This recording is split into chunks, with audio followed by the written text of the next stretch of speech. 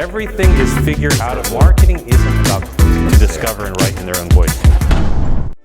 Hey, it's Mike Kim here. Welcome to this episode of You Are the Brand. Hope you're doing great today. Today, I am going to tackle one of the most important distinctions you need to know about when it comes to building a personal brand. And here's why, because so many people use these terms interchangeably. I'm not saying I'm the catch-all, end-all, be-all with definitions, but I think this will help you. So that begs the question, what is the difference between a thought leader, an expert, and an influencer? What's the difference? We hear these terms thrown around all the time. Now, real quick, I got to give credit to my main man, Todd Herman, author of The Alter Ego Effect, all-around good dude, friend of mine, wrote the foreword to my book, You Are the Brand. He and I jam on this kind of stuff. I just geek out on it.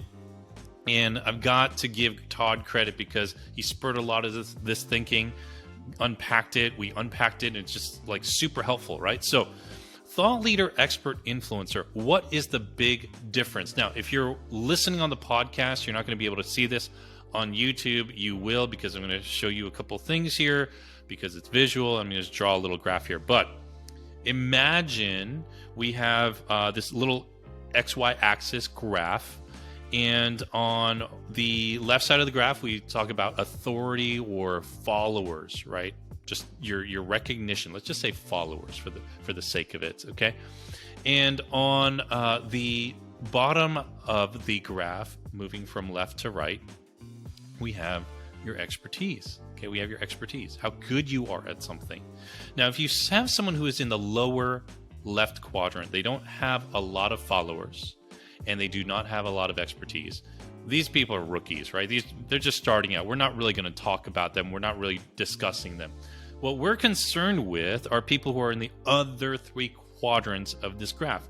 Now, if you have someone who has a lot of expertise, they have a lot of authority, they have a lot of ability, but they do not have a lot of followers, right? They don't have a lot of recognition.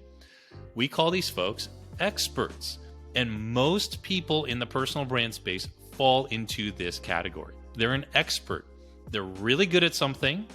They may even be a subject matter expert.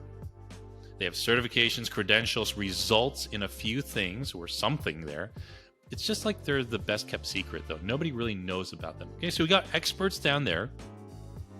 If we go up to the upper right quadrant, you've got a lot of followers and a lot of expertise. We call these people thought leaders. They're thought leaders. They're widely recognized. People know who they are and they know what they know. All right, so just thought leaders. We're going to hang that up there for a second. Now let's move over to the upper left. All right.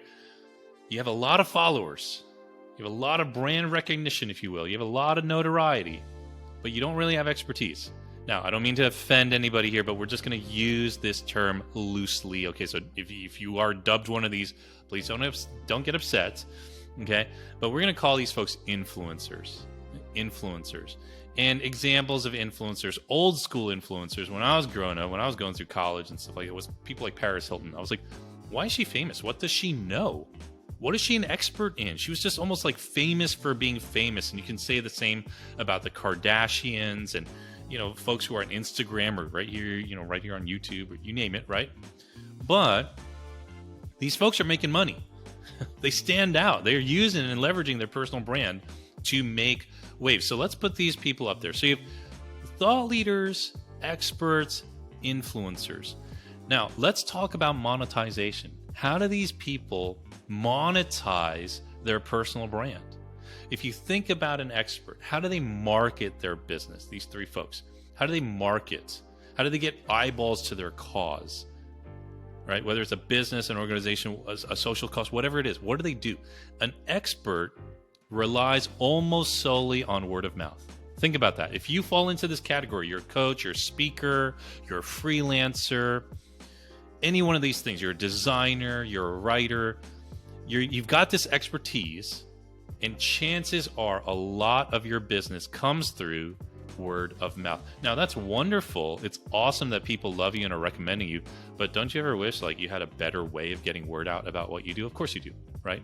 And what you want to do is you want to jump to thought leader status, right? You have this expertise and you want people to know about you. So that begs the question, even though you have this expertise, how do we get more eyeballs? How do we get more followers? Well, if you think about how thought leaders market themselves, market their ideas and their expertise, how do they do it? They do it through frameworks. Frameworks. For these experts, for these types of experts, which I call thought leaders, they have these frameworks, and their frameworks frame the work that they do. A couple of examples. Dave Ramsey, love him or hate him, Financial Peace University is this financial guru based out of Nashville, Tennessee, nationwide show, millions and millions of sales in books. He has a certain framework, Financial Peace University, the debt snowball. If you're in the marketing space like I am, Jeff Walker and Product Launch Formula, Donald Miller, Story Brand. It's almost like these folks' frameworks are just as, if not sometimes more famous than the person.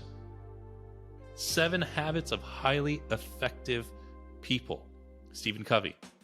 It's almost people have heard of the book and don't even know who the author is, right? So you have these frameworks. These are thought leaders. Now, let's move over to the influencers. Oh, well, what about the influencers? How do they market their business? How do they monetize their personal brand? Here's the one thing we can all learn from influencers. Love them or hate them. I don't have any beef with influencers. Anytime someone can monetize their personal brand and get themselves out there, I'm all good for that. Okay.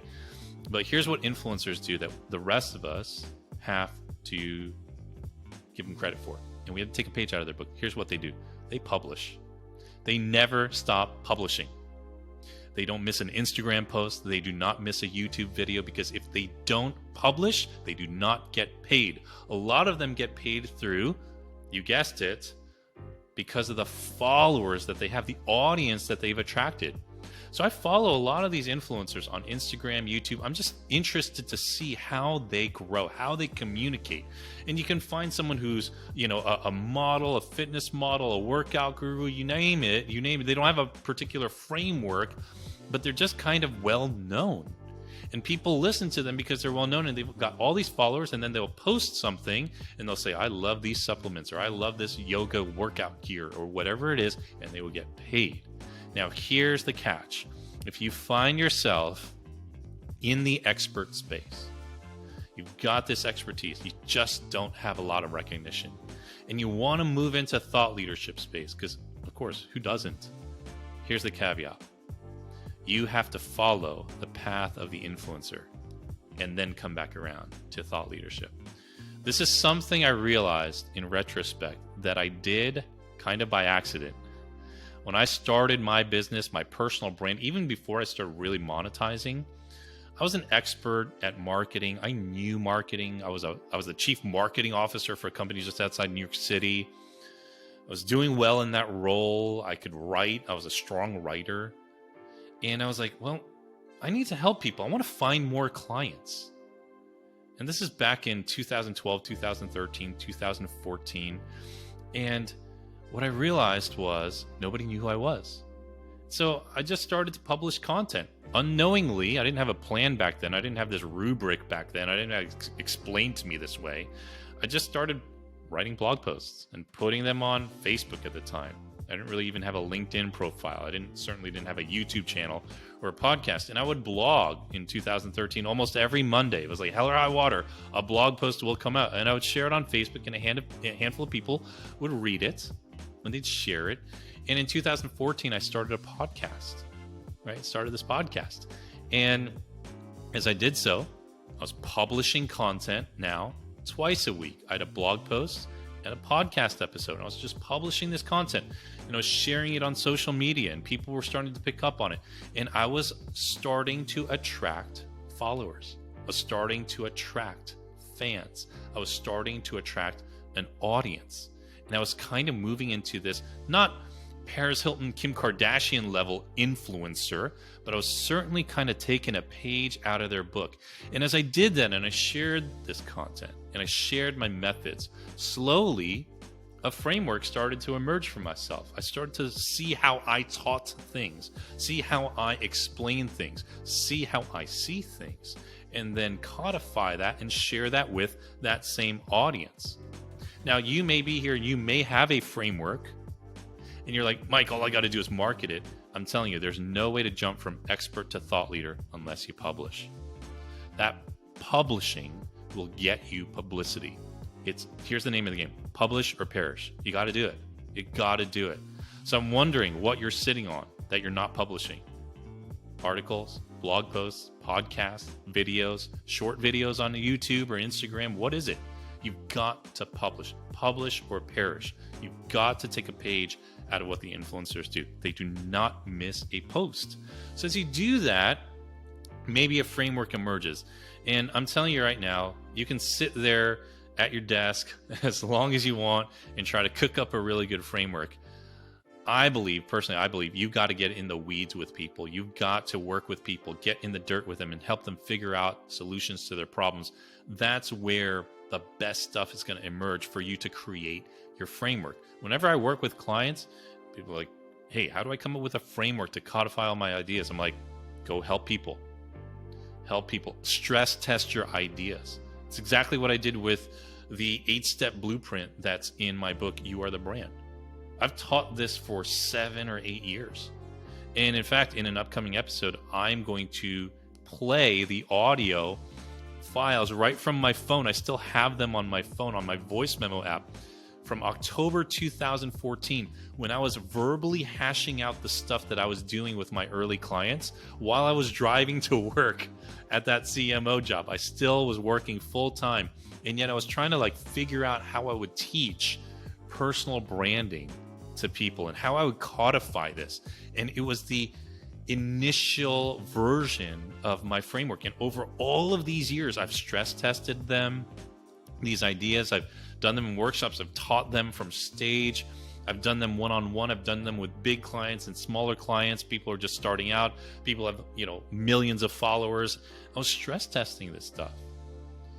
And when I finally got it to a point where I'm like, okay, this works across nearly every industry in the personal brand space, I was able to, with confidence, put it into a book, publish that book, and stand behind it and raise my flag on that hill and say, this is the way. All right. So I want you to kind of consider taking this language into your understanding of what a personal brand is. The difference between an expert, a thought leader, and an influencer. And if you want to move from expert to thought leader, you have to publish content. People need to get to know, like, trust you. And if you publish content, you give them that opportunity. Know, like, trust. They see a post on Instagram or YouTube video or a podcast episode, and they try you out. They kind of listen in, they tune in. And then maybe they'll buy. And this could very well happen with you and I right now. Maybe this is the first time you've ever heard or seen me. You're like, so far, 12, 13 minutes in, this guy's not bad. I don't know who this Mike Kim guy is, but I kind of like him. I'm sticking around for a few minutes. All right, he's saying a few things that make sense. I kind of trust him here. I'll try him out. And you're listening to this episode. You're watching this episode.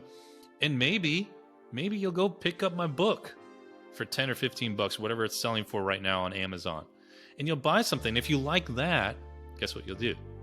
You'll refer it to other people. And you'll repeat the same cycle. So know, like, trust, try, buy, repeat, refer. But that only happens if you and I take the time to make it easy for people to know, like, trust, and try. And the way you do that is by publishing content. Publish or perish. All right, I'd love to kind of hear your thoughts on all the stuff we've talked about. If this distinction between the thought leader, expert, and influencer has helped you in any way. If you're watching on YouTube, leave a comment below. If you're listening on the podcast, ping me on Instagram at Mike Kim TV. Give me a follow there. Let me know that you're a listener to the show. I will follow you back because I want to dialogue about this stuff. Stop using these terms interchangeably, at least in your mind. Understand the difference between them and understand the merits of each. Okay, understand the merits of each and use all the things that they're using in order to elevate your personal brand. Hey, if you're watching on YouTube, would love for you to hit like and subscribe so you never miss a new video. If you're here on the podcast, you found this episode valuable, I would so appreciate it if you would share this episode with somebody. Let someone know about the show and say, hey, you need to check out this episode. It really clarifies a lot of stuff. Till next time, live your message, love your work, leave your mark on the world. I'll see you back here on the next episode of You Are the Brand. Everything is figured out. Marketing isn't about discovering right in their own voice.